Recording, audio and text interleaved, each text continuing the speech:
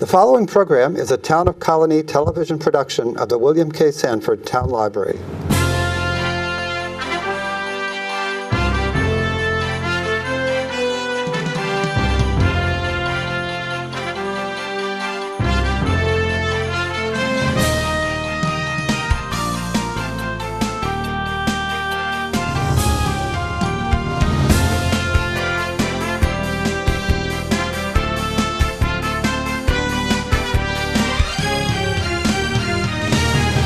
Welcome to Albany County News. I'm Mary Rozak, the Director of Communications for Albany County.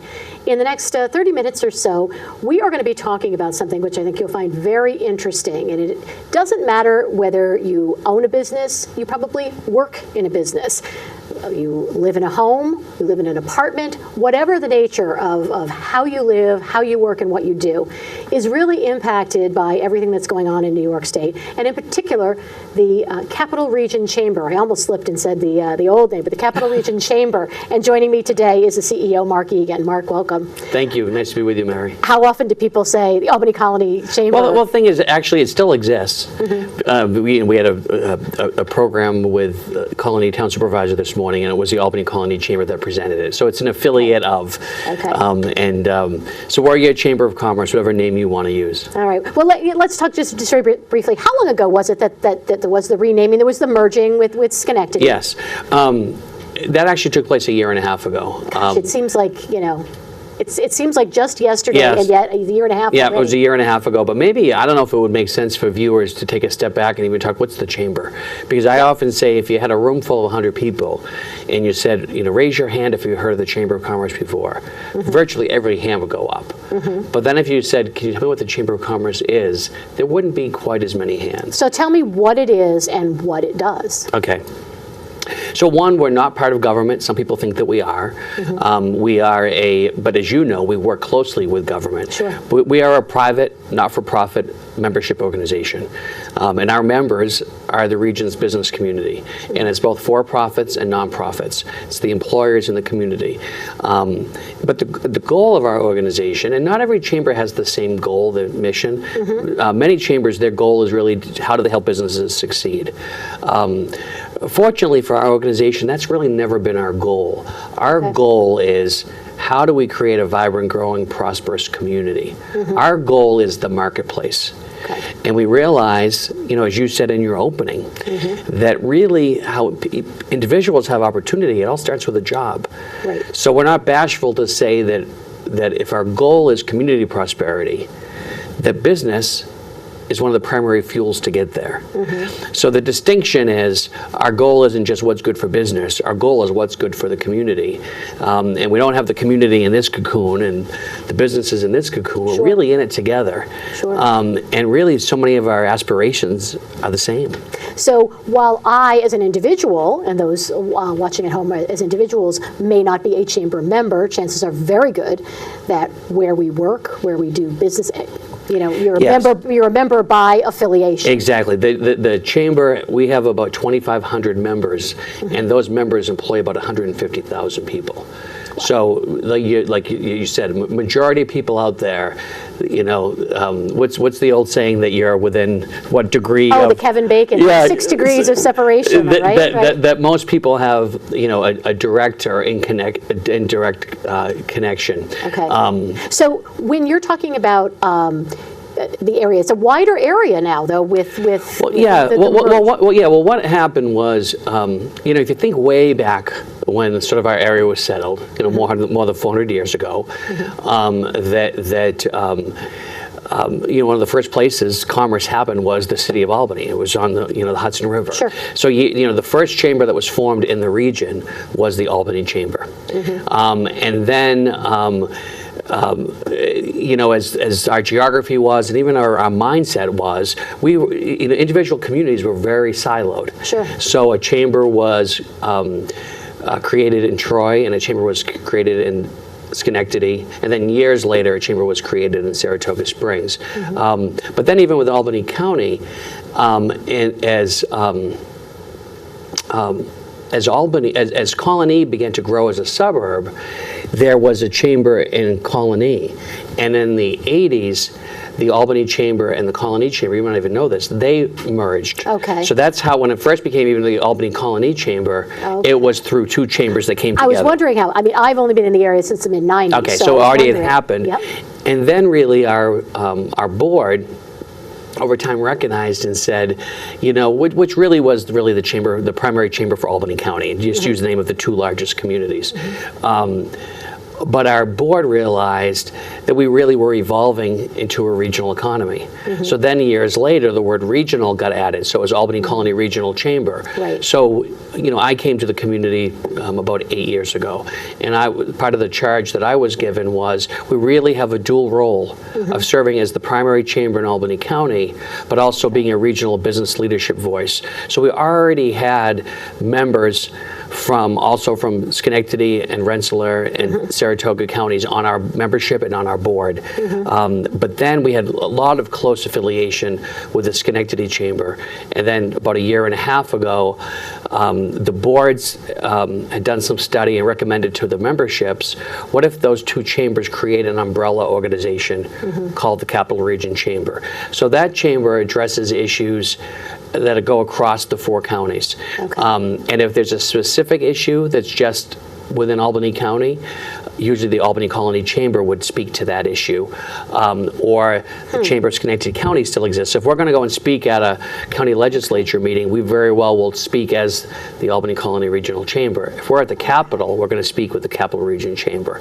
Interesting. And if there's an issue that involves multiple communities and loops over, say, into, you know, into Rensselaer County, we're going to get involved. But if it's an issue that just, say, affects Troy or Brunswick, we're not going to get involved because they have a chamber to do that. Their chamber's focus is more local and in the county, and ours is looking across the region, because there's no way of denying it that we truly are a regional economy. You look at your coworkers in your office. You know, we're a staff of only about 20 people, and people live in 5 different counties that work in our office. Okay, yeah, that's a very good point. And I'm gonna let you take a sip of water, and I'm gonna come back. I'm gonna let it percolate through what I'm gonna say through the entire 20 minutes or so. But at some point in time, do you see, and we'll answer at the end of the program, do you see that there will be ultimately one chamber? Because we still do have many others, but I'll let you think about that, because we're going to talk about the relationships. As you mentioned, Rensselaer County has a chamber, Saratoga County has a chamber. There are also in Albany County, there are one town chambers. Town chambers, right, with Bethlehem and Guilderland. I'm assuming, just as you have spoken about Rensselaer County and some county-specific things, that there's very, very much a pride in town and community why they would have their individual chambers. Is that a good assumption? Yeah, I think that what we, when the task force was put together a couple of years ago to look at the potential of integration, how would the structure be, that you can't be regional and hyper-local at the same time. So an organization like you mentioned, say, Guilderland, some people said, well, would it make sense if they fell under the umbrella? We think it probably doesn't. Their mission is really much different. In many cases, they're almost a civic organization that has members that's in the business community. So we think that, at some point in the structure we have, if there's other organizations that see themselves as they fit into the region, so if it would be, say, a Rensselaer Chamber, or, we have a regional economic development organization called the Center for Economic Growth. In our model, if they want to fall under it, they could. Okay. What we tried to do was create something to be inclusionary. Our goal is not to gobble anybody up. Our goal is to address issues across those regional boundaries, and whether we do it as how we're currently structured, or we have more people under the tent, that's other people's decision. Okay. Well, you almost answered in its entirety the question. Okay. Well, I'm sorry. But your follow-up question sort of just led me there. Don't apologize, but you know what? At the end, in case somebody missed it or went to get a glass of water, we'll come back to it. But let's talk about. You started out by saying there are issues that really are pervasive, and that's why the Capital Region Chamber exists. Let's talk about some of the advocacy efforts, because that's what, you've got 3 really main goals this year as you take a look at the agenda Yes. for the chamber. And let's start out by something that has gotten a lot of attention on the state level and with the governor, and that's ride sharing. Right. People commonly call it the Uber. Right. The Uber regulation. Why is ride sharing a good thing for upstate? Okay. I'll jump to that, and then I want to digress to why we're doing more in public policy and talk to another issue where the county exec has been very helpful. But we'll go to ride share first. The first time it was in our legislative agenda was actually 2 years ago. It was in 2015. And a lot of people didn't even know what we were talking about, because unless you were in other states or other places, you weren't as much aware of it.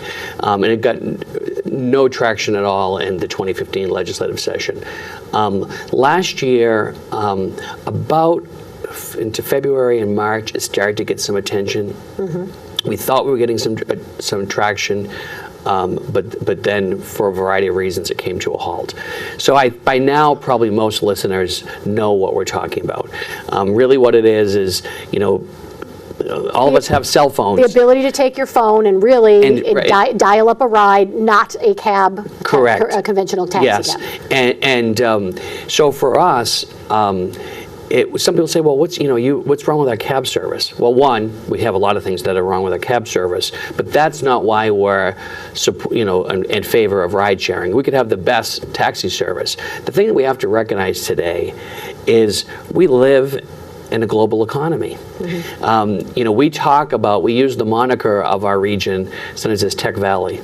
Right. And how can we claim that we have all this technology if you get off at our airport or you get off our train station and you can't get ground transportation through your phone, through ride sharing, through Uber, through Lyft? So we think even from a perception, it makes upstate New York look backwards. I've traveled the country and I've gone to other metro markets that are in some cases smaller than us, and they have it.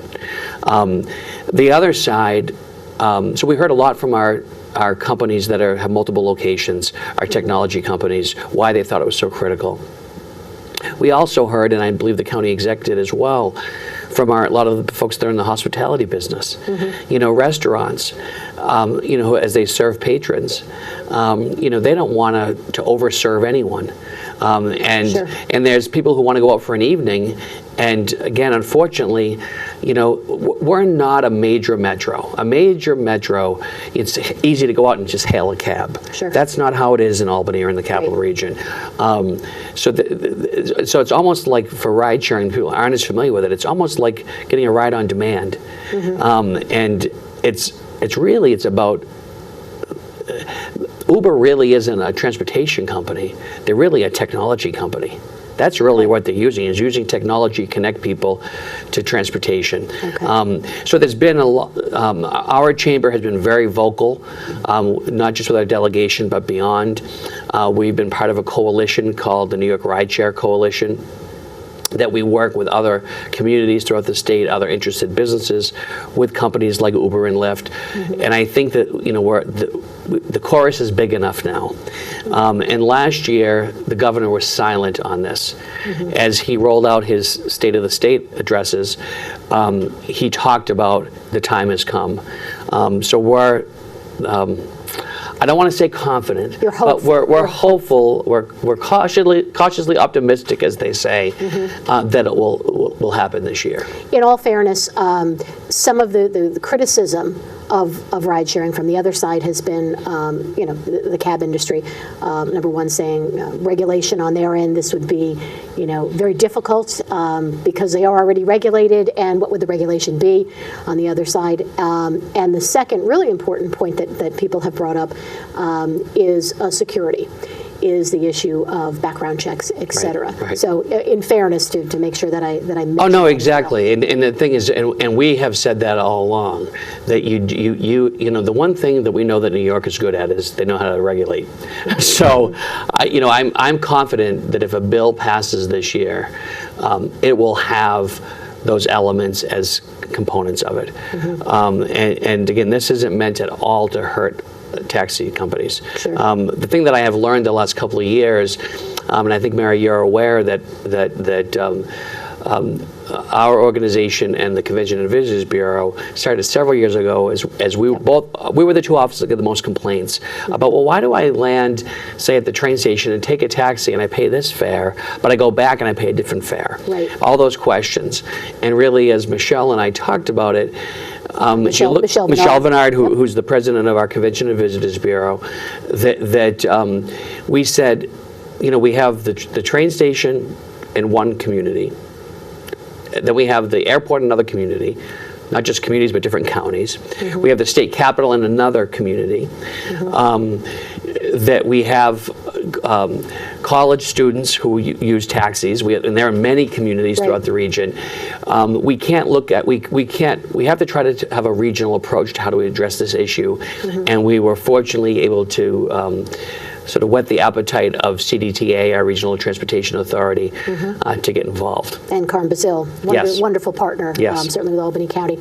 I am talking with Mark Eagan, the CEO of the Capital Region Chamber. So let's step back and talk about why advocacy and a larger public policy kind of role. Yeah, because our chamber's roots, we go back to 1900, so we've been around a long time. And it really is only about the last 7 years that we're deeply involved in public policy. Mm-hmm. And I think it's because... So when you came along, pretty much. Yes, I came 8 years ago, and we were doing almost nothing. And I questioned it. Just for sort of quick, my background, I've been in chamber work for 30 years. Mm-hmm. And like a lot of organizations, the chamber had hired a search firm. Mm-hmm. So as a headhunter called me and talked about the opportunity, I asked, well, what do they do in public policy? And they said, well, very little. And I'm like, well, how could they be a regional business leadership organization located in the state capital and not? As I learned more, I think part of the reason was we are sort of the region's primary advocate had been Senator Joe Bruno. Okay. And Senator Bruno stepped down in 2008. Okay. Right. 2009 is when our chamber said, we've made so much progress to diversify our economy. Mm-hmm. We have so much at stake. We can't sit on the sidelines. We don't have that advocate anymore who looks at it from a business perspective and has that seat. Is there a way the chamber can step up and try to at least begin to fill the void? Mm-hmm. So it was, whether it was local issues, regional issues, state issues, and we get involved in a few federal issues. One of the issues that I wanted to mention, because it's one the county exec has been real involved in working with us, is we are one of the only airports in the nation that doesn't have direct access from interstate highway to an airport. Right. So certain times of the day, just from a mobility and a public safety perspective, those are people, whoever they're listening and they come to the airport, whether it's getting off one of the directions and the back up onto Wolf Road or Albany Shaker Road or onto the Northway. Mm-hmm. And there's also regulations that the FAA has where you're not supposed to have backed up traffic too far much near an airport, just for, again, a safety perspective. And then also, like I talked about with Uber, I talked about the perception. We have a gorgeous terminal. Mm-hmm. We certainly but if you come the first time, your entry to the airport as you're leaving, it's not impressive. It's like you're almost coming through cow pastures. Again, those of us who that's all we know, we're used to it. But if you think about it, you go somewhere else, what do you have? That was an issue that way back when the Northway was built, the exit was going to get added in exit 3. It never happened. Yep. We realized that was never going to happen, but we also realized the squeaky wheel is the one that would get the attention. The chamber became the lead advocate, but we did it in close conjunction, working with the county executive, with the town supervisor, and with the airport. And I'm happy to announce in the 2016 budget, they did an allocation of $50 million that we will finally get the connection that our region deserves. Which is wonderful, and I know that every time there were a flurry almost of meetings that had happened, and then there was a lot of construction going on right around Exit 4 and the Northway. And I know at that point in time there was feedback from the community. Why is this happening then if in fact we are getting it? Or are we getting it now and they're not saying what's happening? And so it became the bridge replacement issue right around there, gave it a whole lot more attention as well. So I don't recall when we might be able to see anything happening. 2019 is when they're expecting construction to begin. So okay, so couple of years. Couple of years, but given that we've gone decades, couple of years is okay. Yeah, certainly. I know the mythical Exit 3. I've been here, as I said, since 1994, and I've been hearing about it, and so finally it will come to pass. So there's a lot to be said for the Chamber's advocacy. Public health. I think that on an issue like that, if you even talk to DOT, the Department of Transportation, I think that they would say, without a doubt, the leading advocate for the project was the Chamber. But again, we couldn't do it on our own. Sure. It was, with our local government partners, our delegation.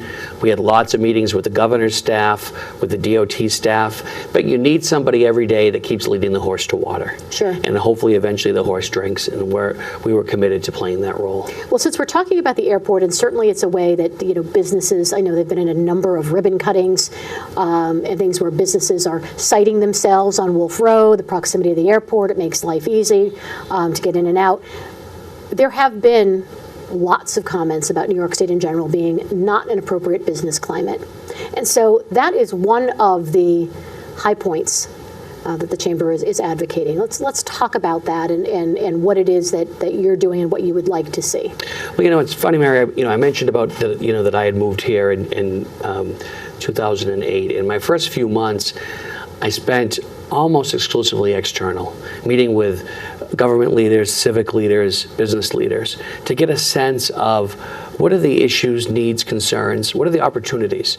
In many cases, really what the Chamber is we're a problem-solving organization, taking the strength of our private sector to work with the public sector to move issues forward. And people talked about all that we have going on in our community, all of the resources that we have, the natural resources, the brain power we have, the focus that we're often known as state government and healthcare and higher ed, that three-legged stool. And really through a focused effort, we grew a fourth leg that was really in technology, and it was innovation jobs. So we were really positioned like we never had been. And I said to people, when I would say, what would you like the community to be like in 5 or 10 years? And then I would say to them, what do you see as the biggest impediment to us getting there? And I was shocked, as someone who moved in from out of state, that how often the answer was New York State. The biggest impediment is we're in a state that's so expensive for we as individuals to live in, and for businesses to conduct business here. And if we're going to truly realize our true economic opportunity, we have to bring down the cost. So it's not so expensive for those of us to live here, those of us who want to retire here. And then for businesses, there's so many regulations that are placed on them. There's these lists of places to have where to go put a business. And usually New York is 49th or 50th on the list. Now I have to commend the governor, because one of the things that he's done since he's taken office is he really has maintained fiscal discipline. You go back in prior administrations, whether they be Republican or Democrat, every governor kept doing significant tax increases every year. Governor Cuomo has really brought down spending.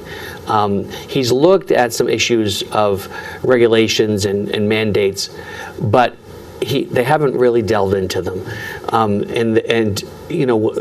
When his proposal a few years ago to have a tax cap, we said we would support a tax cap if there were mandate relief to local communities, to cities, towns, villages, counties. And the response was, we do this first, and then we do mandate relief afterwards. Thank God we didn't hold our breath, because they haven't done any of it. And the tune now is saying, well, the local communities have to make the tough decisions that the state made. We don't buy that answer. We're working in government. I know that it's not a matter of there being the fat. Exactly. It's a matter of when you have escalating costs and the mandates Right. that you have to provide these services, there is nowhere to go to stay under that 2% cap.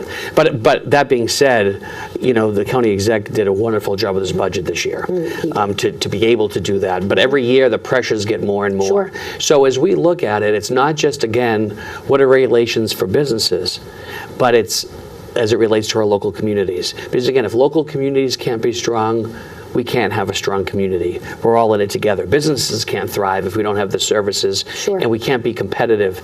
And now as our region is doing much better, again, if we look at our core cities, right now they're at a competitive disadvantage. They have the highest tax rate, which really is not appropriate. So how do we try to address all those issues together? Yeah, so what is, and I'm talking with Mark Eagan, the CEO of the Capital Region Chamber, what is something tangible, like a first step, something that could be done? Because I know it's got to be, I'm going to say baby steps, because we didn't get this way overnight, so we can't fix it overnight. What's something that we can say, this would help, this one thing would help? Well, there's, not to get too technical, but there's a law that's called the Scaffold Law. We are the only state in the country that has it. Okay, and why don't you explain? So what that is like scaffolding, staging that you might be on a construction site. Okay. That if someone falls off of that, no matter, say they came to work and they were intoxicated, if they fell off, it would be the employer's fault. There's no other state in the country that has that. And I'm overly simplifying and trying to show the example. But when there's really a person, it's their own fault that something happened. Well, that raises the cost of every project in our state. So not just, again, a for-profit company building something, or you having work done at your house, because your costs are higher because of it. But if we're going to build a new school, or we're going to do any public works project, Because the insurance has to be there. so much higher.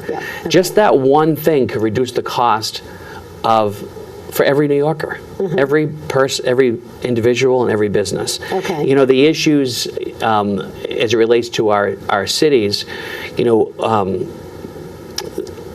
do we have time to get into education? Or We are don't. Really We're going to have you limited? back for another show to talk Right. about the education. But I guess what I would just make is the comment, and I know that the county exec is committed to this, that Albany County as a whole is doing really well. And many of our suburban communities are doing very well. But our responsibility is for the entire community to do well. And right now, if the city of Albany has the highest tax rate, has the highest poverty, we have to say, what's a pathway to help lift those people out of poverty and to bring the taxes so they can be more competitive with their surrounding communities. I think there's a role for the public sector and the business community to work together, develop solutions together. And really, it's, as we open, it's about how do we make sure that this is a great place to live, that we have economic opportunity and we can afford to live here. One quick question, because we only have about a minute and a half left. When people think of the chamber, a lot of times they used to think about small business and insurance. Yes. Is there a role anymore for the chamber? Yes, there is. Yeah, a lot of some of the sole prop businesses, some of them now no longer get it through us, but we still have a lot of businesses, small businesses, those that have from 2 employees up to 100 employees, still can get health insurance through our organization. Anyone that's interested in learning more about the chamber, our website is capitalregionchamber.com, and you'll get a sense of the resources available. And there's also a terrific video on our Capital Region communities. All right. So in 30 seconds or less, once again, we're going to recap Capital Region Chamber. Do you ever see all chambers coming in to be one big chamber? I don't. I think over time, probably more chambers will come under the umbrella. But I think to our earlier point, sometimes when you have a one town, and it has that flavor, and their mission is different, and we're truly complementary of each other. Sure. The key is, and when I came here, I met with some of the small one-town chambers. I said the key is not for you to be a small version of us, or for us to be a big version of you. The key is for us to be different and complement each other. And there's so many partnerships that I see between the organizations. Mark Eagan, thank you. Thank you, Mary. CEO of the Capital Region Chamber. And certainly, I hope you will go to the website to find out more, and certainly watch this program again if you want to hear more about some of the public policy issues that the Capital Region Chamber is involved with. I'm Mary Rozak. This has been Albany County News. We'll see you again soon.